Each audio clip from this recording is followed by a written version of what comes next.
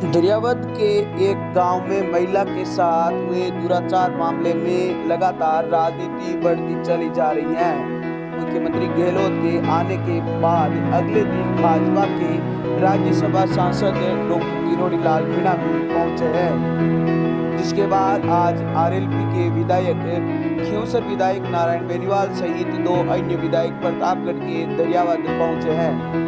उन्होंने मीडिया कर्मियों से बातचीत करते हुए कहा कि जो के संदर्भ में राष्ट्रीय लोकतांत्रिक पार्टी के सुप्रीमो हनुमान बेनीवाल के निर्देशन में राष्ट्रीय लोकतांत्रिक पार्टी के हुए तीनों विधायकों ने यहां पहुंचकर घटना स्थल का जायजा लिया है।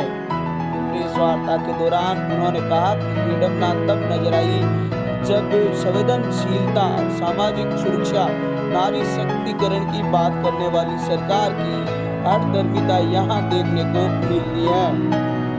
जिस महिला के साथ ये घटना हुई है वहाँ किसी की उपस्थिति भी नहीं होना, उसे महिला को भी ऐसा लग रहा है कि उसे कहीं छुपा रखा है ताकि मीडिया को यह जो जायजा लेने आ रहे हैं उनका असली बात का पता नहीं लगे।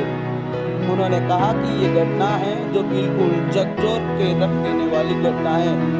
नारी सुरक्षा वह नारी स्वाभिमान की जो दोनों सरकार बात कर रही है, चाहे केंद्र की सरकार हो या प्रदेश की सरकार हो। आरोप लगाते हुए कल केंद्रीय मंत्री भी गणेश्वर धाम पहुंचे थे, लेकिन इतनी बड़ी घटना होने के बाद भी वह दरियावद नहीं पहुंचे हैं।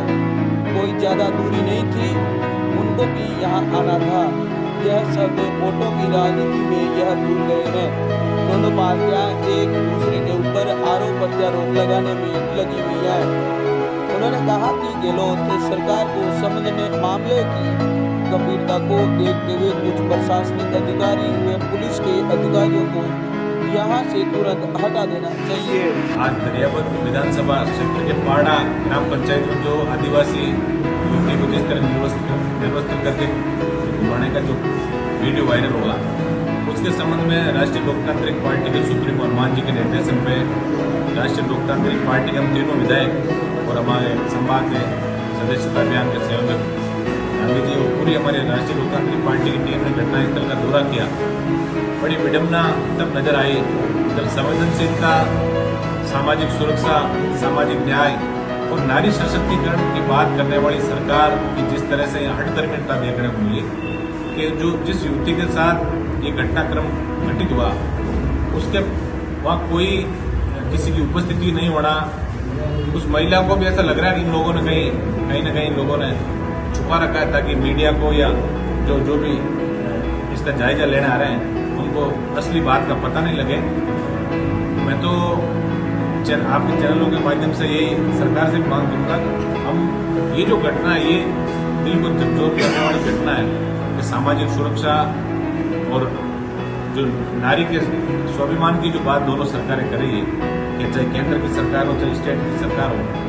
कल केंद्रीय गृह मंत्री भी आए थे गणेश्वर धाम में, उनको भी कम से कम इस इतने बड़े गंभीर मामले के अंदर कोई ज्यादा दूरी भी नहीं थी, उनको भी आना चाहिए था।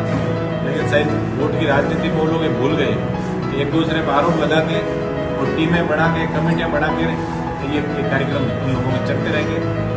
अभी हम लोग पूरी विस्तृत रिपोर्ट तैयार करके और हमारे सुप्रीम हनुमान जी को देंगे। ये मणिपुर की घटना से छोटी घटना नहीं है। इस घटना के अंदर सरकार को तुरंत बहुत गंभीरता से इस मामले को दिखाते हुए सबसे पहले तो यहाँ के जो उच्च प्रशासनिक अधिकारी है, चाहे पुलिस के आला अधिकारी हो चाहे प्रशासन का आला अधिकारी हो, उन लोगों को तुरंत यहाँ से हटाया जाना चाहिए।